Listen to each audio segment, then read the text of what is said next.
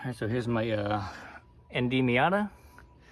It's basically I'm doing a 30,000 mile maintenance on it. So I changed the differential oil and the transmission oil already. So differential oil is I think it's like 0.7 or 0.8 liters, somewhere around there. So one bottle's good. And the transmission, the 6-speed transmission, is about 2.5 bottles or 2.5 liters, somewhere around there, give or take a little bit. So three bottles is good. So now I'm gonna bleed the brakes. I have the here I have the Mazda, no, not Mazda, the Miata Speed / SakeBomb rotors. So the OE rotors are 9.5 millimeters thick, new, and the SakeBomb ones are I think 11 millimeters new, so they're 1.5 millimeters thicker. So I'm gonna check the thickness real quick. I've had these rotors in here since I think around 10,000 miles or so was when I put these rotors in. I'm not exactly sure when I put them in, but I think around 10,000 miles, give or take. And now it's just 30,000 miles, so it's 20,000 miles, so it's not very, it's not very many miles on them. But I'm gonna check the thickness anyways, and I actually did not check them when they were new, so I'm gonna assume it to be correct. Approximately 11 millimeters, give or take a little bit. So I have micrometer here, Mitu Toyo. Let me zero it out. Let's see. So let's see. Oops. Give me 2 different readings there. What the heck? That reading is not very. Okay, now it's 03. So let me wipe the anvil real fast. It's probably the anvil is a little dirty.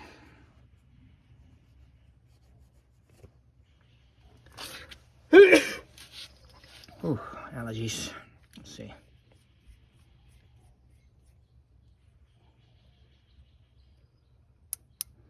Okay, so it's 03. Let's zero it out. Let's see, 0. Okay, so now 0. Let's try that again. Yeah, okay, so 0 now. Let's do so I need to skip the slots. So there's a slot right here. Let me skip the slot over. Actually, let me do it in a way, in a spot where you guys could see. See, is there a space right here? Okay, there's space right here. Let's go down to the bottom right here. So it looks like there's space right there.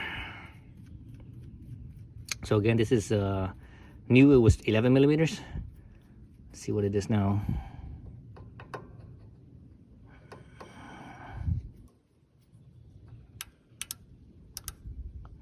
So 10.9. So it's only worn down 0.1 millimeters. So that's nothing, So it's got plenty of life. I'm not sure what the service limit is on the original. So the original was 9.5. So I think when it goes down to I think it's 8 or 7 millimeters, something like that. Let's see, is it 3 millimeters? Is the wear limit? So 9.5 minus 3 is 6.5. Is that right? Man, what is seems so thin? 6.5. It might be. Let's see, if it's new, it's 9.5. It might be. I'm thinking for some reason I'm thinking it's 8 millimeters or so. So this thing got plenty of life, So not too concerned there. But anyway, so this is the rear, obviously the rear passenger side. So I will measure all of them. Actually, let me measure in multiple spots and see what it says. Measure it up here. You guys won't be able to see the top spot right here, but at this angle, I don't think. Yeah, I'm not sure you guys can see that. But anyways, let me measure right here.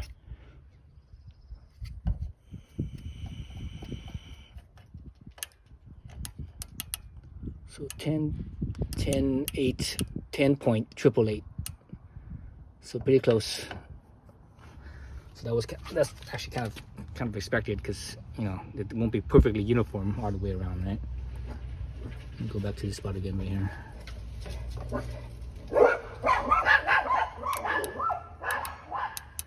10.903.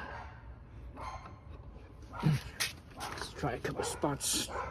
A couple of different spots. Let me try right here.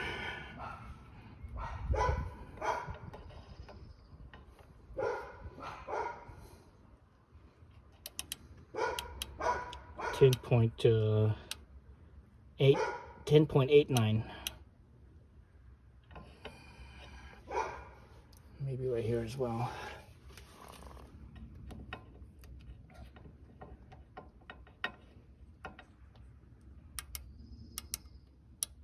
$10.876.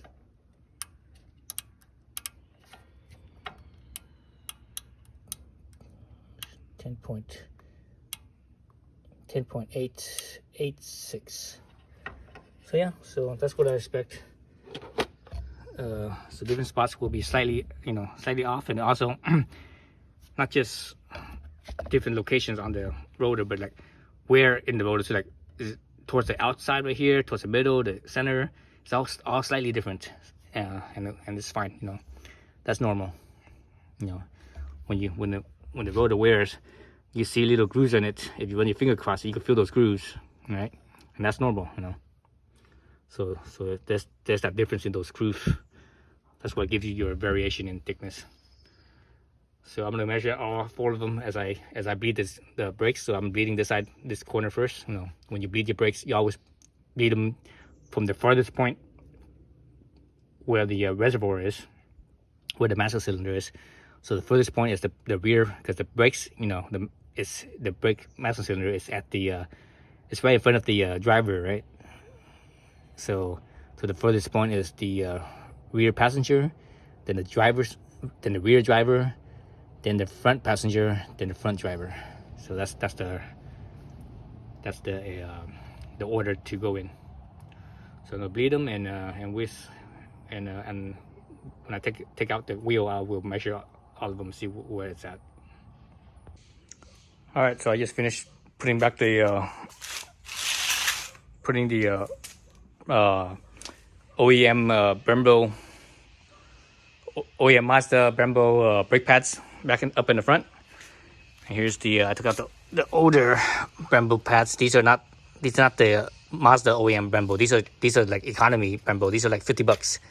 The Mazda Brembos are $200+, right? Over $200. So this one I think I got this off of eBay or something like that. Anyways, oh, look at that! It's a genuine Mazda part. It says. That's interesting. I don't remember seeing that. But this is not a it's not the OEM Brembo though. So that's interesting. Anyways. So the reason why I got this is because they were cheap. They were like $50, and I just wanted to try them out, right? Just to see how they feel. And after using these, I don't like them. For everyday driving, daily driving, they work perfectly fine. They're quiet, they're smooth, they work just fine. For regular driving, but when I do spirited driving up in the mountains, these things will start to fade. I mean, they don't they start to lose that bite, and you're slamming on the brakes, and the car's still kind of rolling a little bit. You're like, oh, it should have been stopped already, but it's still kind of rolling a little bit. So that's what when they get hot, they do that. So so not recommended for spirited driving, only daily driving. If you're not a really aggressive driver for for your Miata, these are perfectly fine. $50, $60, they're cheap, right? So these are kind of like the opposite of the Ferodo 2500s. So I had before these ones, I had some Ferodo 2500s I want to try out, and the Ferodos, for regular daily driving, they suck. They're noisy, right? They're noisy. They're always squeaking, and when they're cold, which is basically daily driving, normal regular driving, they don't get hot enough. So they actually kind of don't grip very well. You're like, oh, it's like you want it to stop, but the car's still rolling. It's kind of like this when they're hot. That's how the rotors feel when they're cold. But the rotors with spirited driving, when the brakes get hot, they work really well. And the funny thing is, when they get hot, the squeaking goes away. It doesn't squeak anymore. Once they get hot, they don't squeak anymore, and they brake really well when they're hot. So for Roto 2500s, bad for daily driving. These ones, great for daily driving, bad for spirited driving. For Roto's 2500, great for spirited driving. But the Brembo, the OEM Mazda Brembo, now that I put those, I got the Mazda Brembos back in there, they work really well for both daily driving, where it's quiet, smooth, bites just fine when it's cold, even when it's hot, for spirited driving, on the street. I'm not talking about, when I say spirited driving, I'm talking about street, up in the mountains, canyon carving and stuff. I'm not talking about track, being on a track or autocross or anything like that. So back to the OEM Brembos. I think they're the best thing going for the Mazda brake pads. Now if you're doing like track days and things like that, every once in a while, then go with the Roto 2500s or something similar, right? The Hawks or whatever. I don't even know what other ones that are similar, but just strictly street driving only, and spirit driving. The Mazda OEM Brembo pads are the best ones. Yep. And the funny thing is that the Mazda OEM pads they cost about the same as like the Rotos. I mean, the Rotos are like $200, right, for the set, in the front set. The Mazda is about the same. It's probably within like $20 of each other or something like that. So no sense in getting something, something like the Rotos or the Hawks or whatever other brands. They all cost more or less the same. About $200. Maybe that was before I think that was probably before the COVID inflation. The last couple of years. So now the OEM one is probably, I don't know, 240, 250 maybe, and the Rotos and everything else went up, right? So I have no idea. I haven't checked the prices lately, because I have the OEM Brembo pads. Originally I was going to put those back when I got rid of when I took off the Rotos. I was going to put back the original ones, because I had an extra set, and I saw these ones. Let me try this one out, just because they were so cheap. I just wanted to see, always testing things out and just to see, you don't know until you try, right? I mean, you could take people's word for it, but as far as these particular pads goes, I don't think anyone has tried these ones, at least not that I've seen anyways. I think I'm the first one that's actually tried these, and posted it online. Maybe someone has, but I'm not sure. And I've had these for at least one tire. I used the Michelin Pilot Road. What is it? Michelin Pilot Sport 4, PS4, not the PS4S. Right? It's the PS4. So I went through that set of tires with these brakes, and they still have plenty of life left in them. So you can see plenty of life left on them. Right? Plenty of life left. Actually, so let's look at the wear indicator right here. So there's the wear indicator, so you can still see plenty of life left on them. But yeah, so again, spirit driving, no, not recommended. Daily driving only. These things are fantastic for that. Nice and quiet, smooth, no squeaky, no nothing. All right, that's it. Thanks for watching. I forgot to mention when I did the brakes.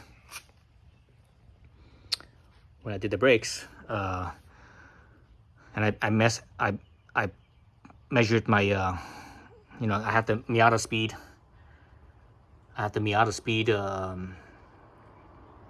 Rotors, right? SakeBomb rotors, front and rear, and I measured them. And you saw the numbers on the rear, and I forgot to, record the front. But the front one was only one, because I think SakeBomb says when they're new, the 22 millimeters. I measured it, and it was about half a millimeter less, so 21.5 millimeters approximately. So the front wore out half a millimeter, and the back wore out. Let me see. These ones are factory ones, or 9.5 millimeters. These ones are 11 millimeters when they're new. And what did I measure again? It was 10.9 or something like that. So the back one hardly worn at all, and that's normal. That's typical, right? Back doesn't wear that much. So yeah, so quite a bit of life. I'm not sure what the wear limit is. If it's 3 millimeters less than the whatever the factory thickness is, I think that's what I'm thinking is 3 millimeters. It might be even more, but it should be at least 3 millimeters, possibly even more, maybe even as much as 5 or 6. But I think that's about pushing it. But usually when I use rotors, I usually use them. I don't even care about the thickness. I just use them until they basically warp. Usually when they start to warp, that usually means they got thin enough, or they lost enough mass that they warp easy. So that's when I usually replace them. So yeah, plenty of life left them. And all right, that's it. Thanks for watching.